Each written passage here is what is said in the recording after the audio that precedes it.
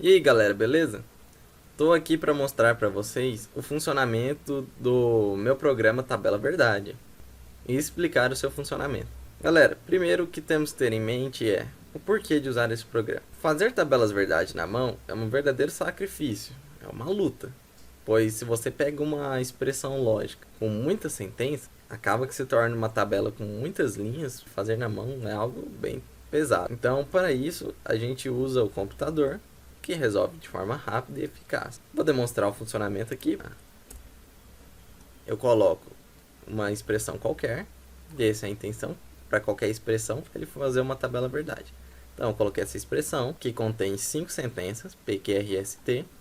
Ele calcula quais serão os valores que cada sentença assumirá. Ele vai calcular também o valor final que a expressão bruta, digamos assim, a expressão inicial, assumirá, de acordo com os valores de cada sentença. Isso é uma tabela verdade. Galera, agora eu vou explicar para vocês o funcionamento por trás do programa. Como ele funciona. Vamos fazer um step through pelo código para ficar mais fácil de explicar. Vou aqui digitar de novo aquela expressão que eu havia digitado e vou fazer um step through. A primeira parte que o código vai fazer é: ele recebe o valor que eu digitei, que o usuário digita, vai procurar as sentenças PQR que há na expressão que você digitou. Como ele fará isso? Percebam que quando você digita a expressão, você precisa digitá-la separando os caracteres por espaço.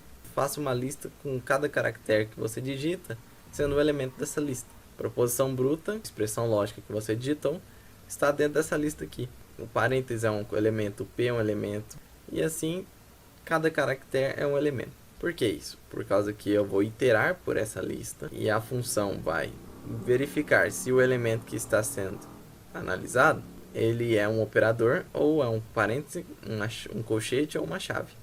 Se não for, ele armazena na lista sentenças. Analisando o parêntese, não é uma sentença. Agora, analisando o P, não está na lista, então ela pode ser armazenada na lista de sentenças.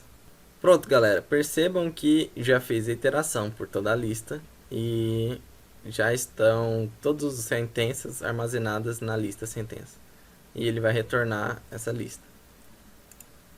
Bom, essa é a minha função principal, def main. Depois que ele já tiver retornado aquela lista de sentenças, ele armazena na variável sentença essa lista, que será um parâmetro para a próxima função, que será resolve expressão. Recebe 2 parâmetros: a sentença que acabamos de achar e a proposição bruta que você escreveu. Bom, vamos lá.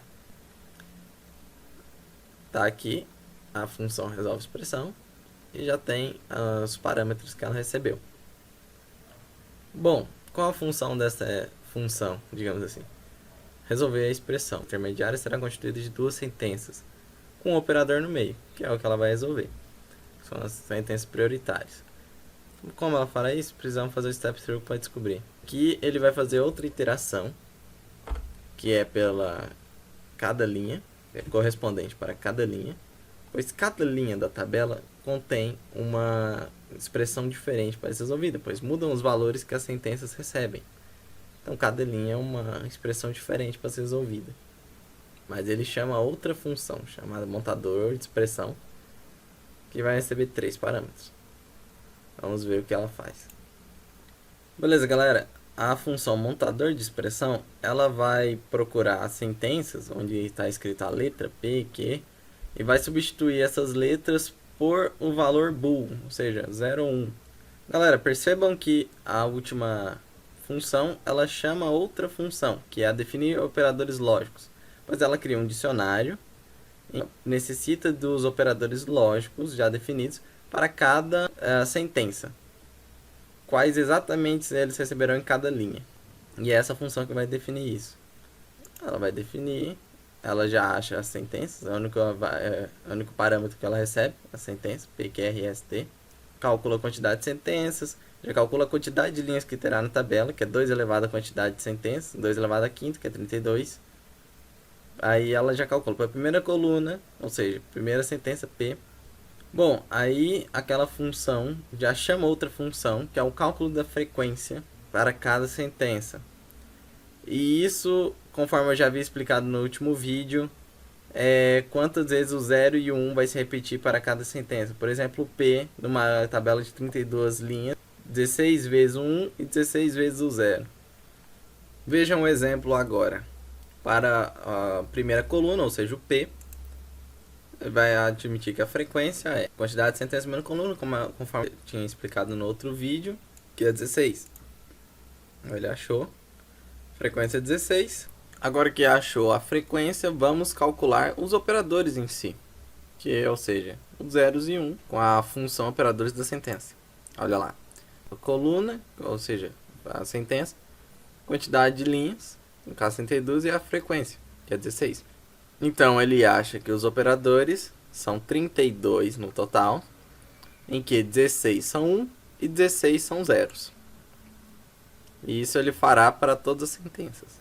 Beleza, galera. Logo após isso já temos aqui um dicionário com sentença e qual os valores booleanos que ela receberá. Tem de todas as sentenças os valores que cada uma receberá. Logo após isso prosseguiremos com o código. Ele vai fazer uma iteração para cada sentença e vai montar a expressão. Percebam que ele acha o índice da sentença e substitui ela pelo seu respectivo valor da sua linha. Será substituído se estiver na linha 0, será substituído pelo o elemento de índice 0 daquela lista correspondente à sentença. Por exemplo, se está na linha 0, na primeira linha da coluna 1, que é correspondente ao P, então o P assumirá o primeiro valor da lista de sentenças. Só isso. E será substituído. Pronto, galera. Agora que já montamos as expressões, o seguinte passo é determinar a prioridade de resolução das expressões. Pois, como você sabe, parênteses tem prioridade sobre os colchetes, que tem prioridade sobre as chaves, que tem prioridade sobre o que tiver de fora disso. Então, nós precisamos determinar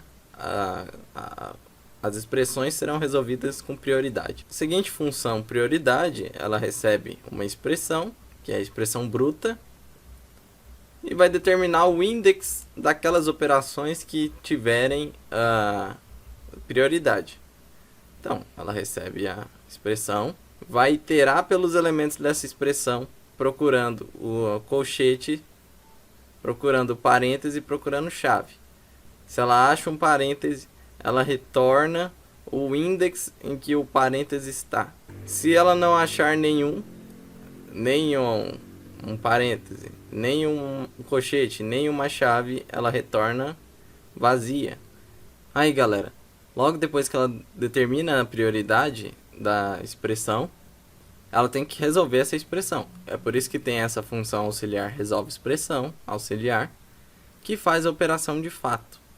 Então, ela recebe a expressão que ela deve resolver, itera por essa expressão, procura o operador lógico, por exemplo, nesse caso é AND, achou o operador lógico, ela sabe que um índice à frente vai ser um valor booleano e um índice atrás vai ser um valor booleano também.